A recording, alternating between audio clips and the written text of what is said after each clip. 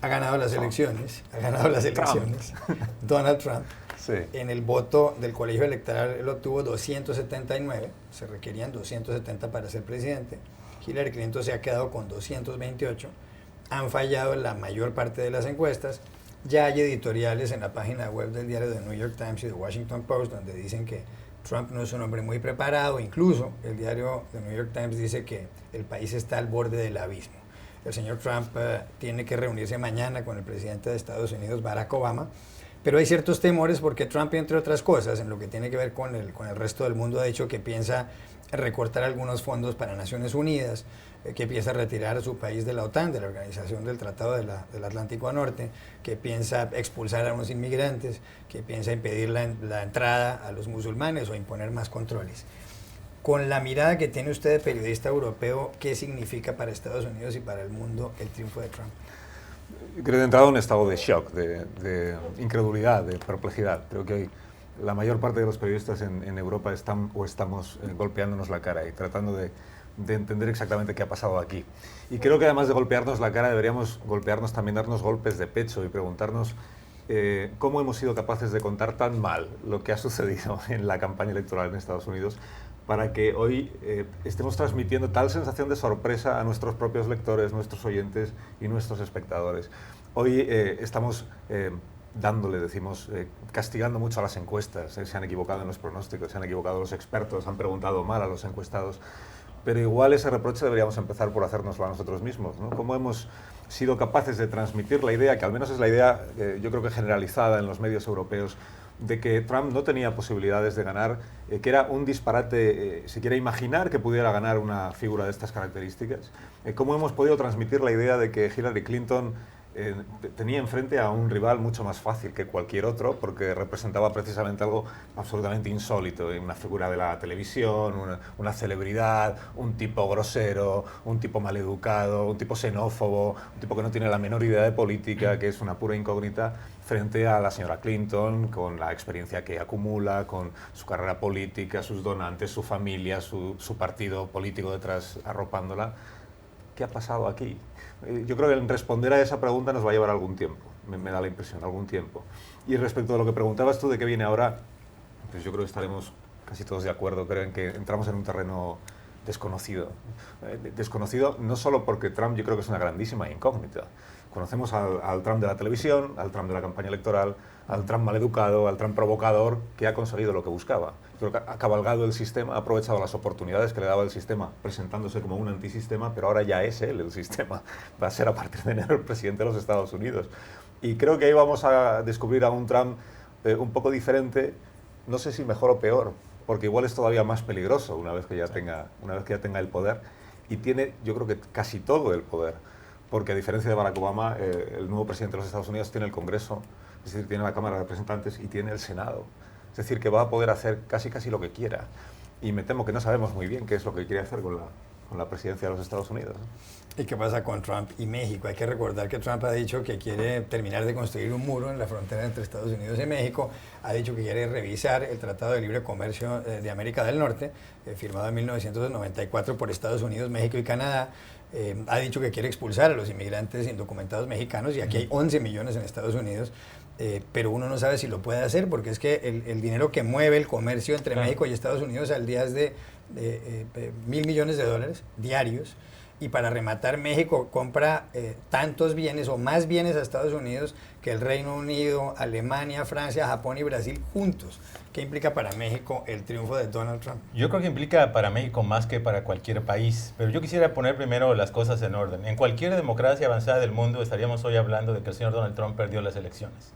Resulta que eso es consecuencia de un sistema probablemente obsoleto, anacrónico, indirecto, confuso y laberíntico, que si le preguntas a los estadounidenses no lo entienden, que es el llamado colegio electoral, que por razones geográficas también más o menos no muy claras, resulta que el señor tiene más votos electorales que Hillary Clinton. No es la primera vez que ocurrió con Albert Gore en el 2000, ha ocurrido otras 3 o 4 veces en la historia de Estados Unidos, y este sistema nadie quiere reformarlo. Entonces, tomando esa salvedad, me parece importante porque se habla como si Donald Trump viniera emergiendo de unas elecciones como que tiene un mandato inequívoco de cambio. El señor perdió el voto popular, punto. hay más millones de estadounidenses votaron por Hillary Clinton que votaron por él. Resulta que él es el ganador. Entonces yo creo que eso debe ser muy importante para los republicanos ahora que retuvieron el control de la Cámara de Representantes y del Senado, y para el propio Trump, de ver cómo realmente van a aterrizar esa agenda que tiene implicaciones importantes para México, y hasta qué punto ese es un mandato de verdad donde buscan materializar las promesas, y hasta qué punto no debe ser un riesgo para la propia estabilidad política, para la gobernabilidad de Estados Unidos, para sus relaciones con el mundo. En el caso de México, me da la impresión, y te lo digo a título personal, aunque ya no sé si valga mucho mi opinión porque nos hemos equivocado en esto varias veces. Sí, porque lo vi aquí en la cosa, la mayor parte de la gente que estaba en esta mesa pensaba, la mayor parte que iba a ganar Hillary Clinton por las encuestas. Todo ese tema del muro que ya existe, la fuerza de deportación que ya existe, ¿no? Tratar de renegociar el Tratado de Libre Comercio que tiene más de 20 años y cualquiera diría, bueno, a lo mejor tiene cierta lógica modernizarlo, ¿no?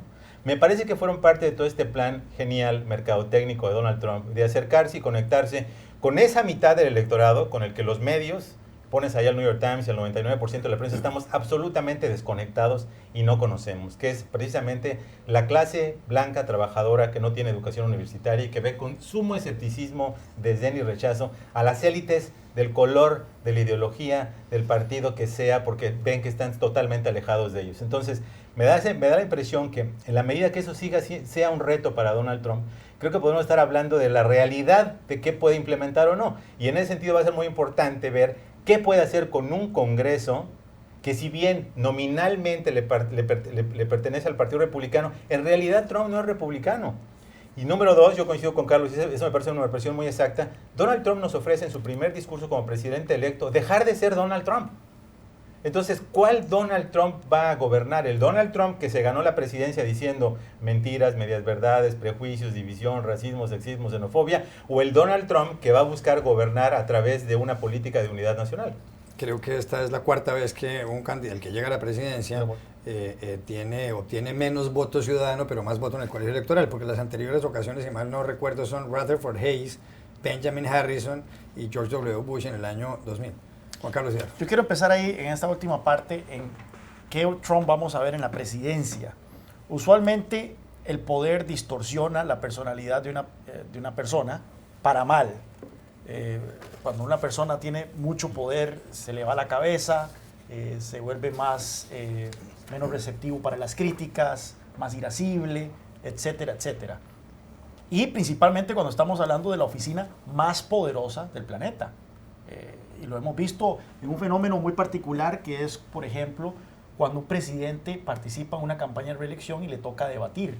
Usualmente hemos visto que les va muy mal en los primeros debates, y una de las razones por las cuales les va mal es que no practican para el debate, porque nadie quiere enfrentarlos directamente, porque ellos están en un podio donde nadie los contradice, donde nadie les levanta la voz, eso etcétera, debe ser etcétera. sabroso.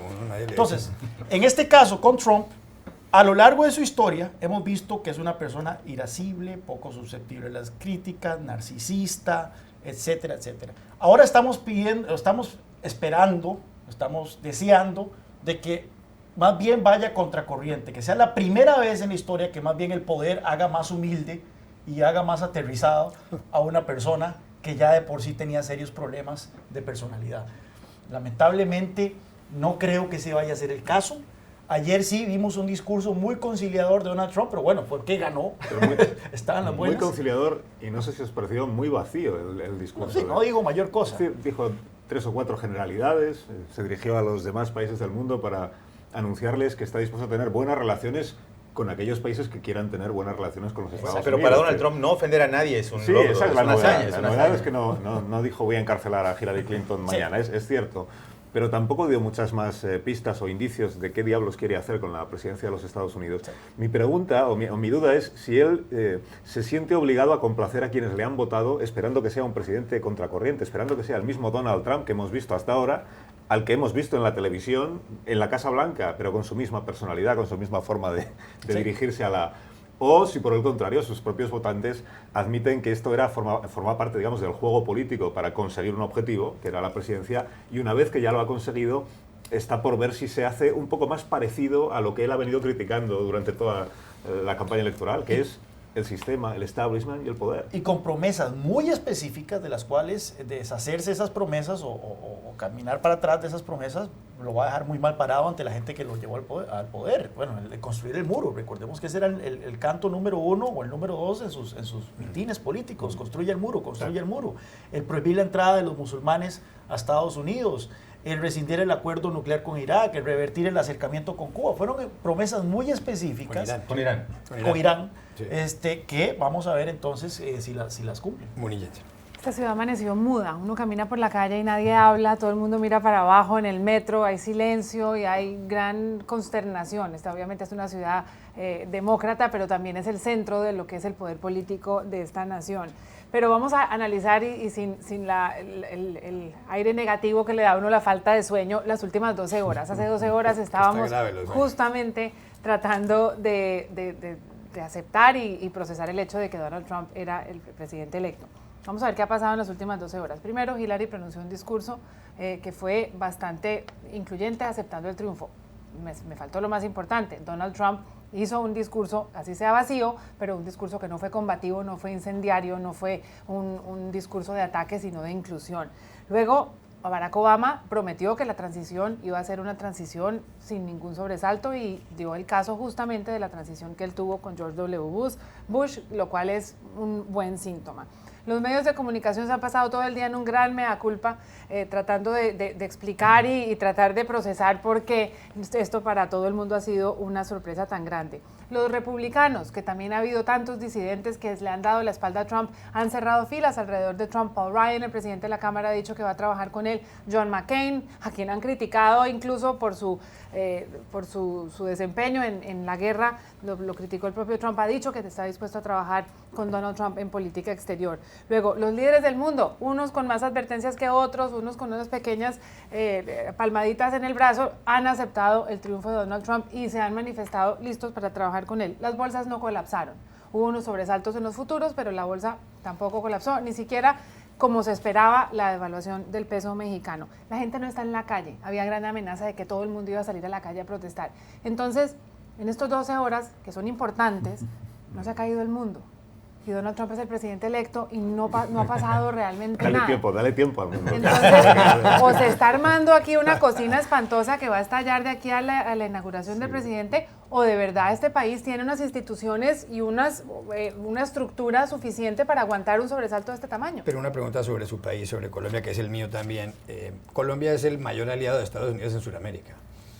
De hecho, el Plan Colombia, en donde Estados Unidos empezó a enviar a ese país alrededor de $800 millones al año y que acaba de cumplir 15 años, es la mayor política de éxito bipartidista en Estados Unidos. La inició Bill Clinton, presidente demócrata, con Dennis Hastert, que era el presidente republicano del Congreso. Y Colombia tiene muchos nexos con Estados Unidos, primero porque ha suscrito y está en vigor un tratado de libre comercio desde hace unos pocos años, y por otro lado Estados Unidos, Barack Obama y su secretario de Estado John Kerry han apoyado el proceso de paz que empezó hace prácticamente 5 años en La Habana, Juan Manuel Santos, el presidente, con las FARC, la guerrilla más antigua de América. Pero ahora llega Donald Trump. Y el acuerdo con las FARC fue rechazado por los colombianos en el plebiscito del pasado 2 de octubre.